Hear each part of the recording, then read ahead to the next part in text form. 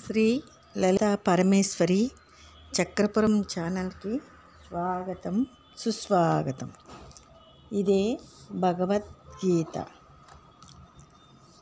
అసంయత ఆత్మనా యోగః దుష్ప్రాపః ఇతి మే మతిః వస్య ఆత్మాన తు యతత శక్యః అవాప్తుం ఉపాయతః.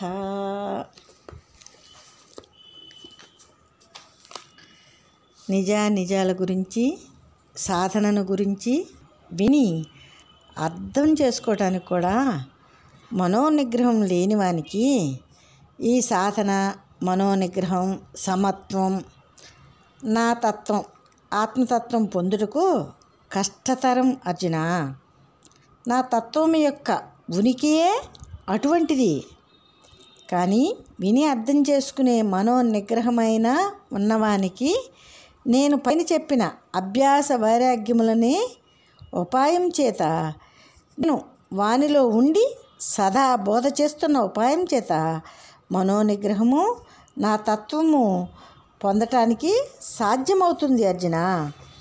అభ్యాస వైరాగ్యాలనే ఉపాయంతో సదా సాధన చేస్తూ ఉంటే అనుక్షణం సాధనకు కావలసిన బుద్ధి కౌశలమును నేను ప్రసాదిస్తాను అర్జున అని భగవానుడు ఇంకా ఏమంటున్నాడంటే,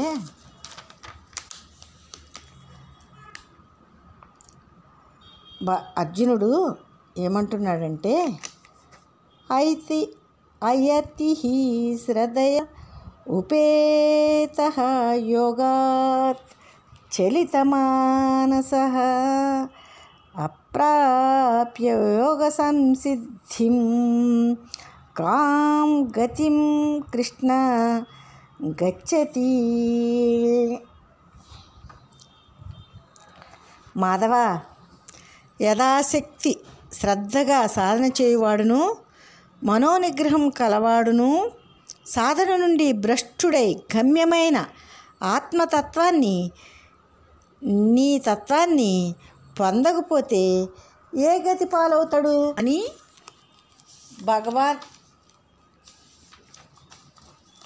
అని భగవానుణ్ణి అర్జునుడు అడుగుతూ ఉన్నాడు. కచ్చిత్ న ఉభయా విప్రస్థః చిన్న అభ్రం ఇవ నశ్యతి అప్రతిష్ఠః మహాబహో విమూఢః బ్రాహ్మణః పథీ.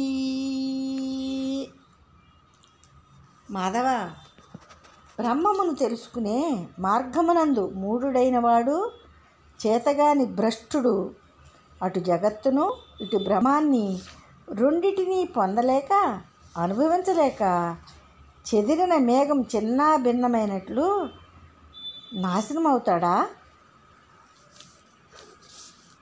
అని భగవానుని అడుగుతున్నాడు అర్జునుడు.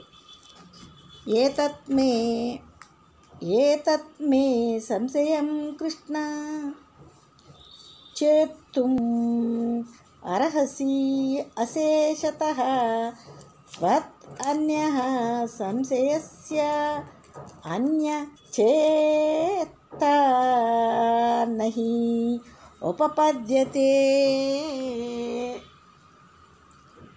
మాధవ, నా ఈ సందేహాన్ని పూర్తిగా నివృత్తి చేయడానికి నీవే అర్హుడివి. నీవు కాక చతుర్దశ భువనాలలో ఎవ్వరూ ఈ సందేహాన్ని నివృత్తి చేయలేరు.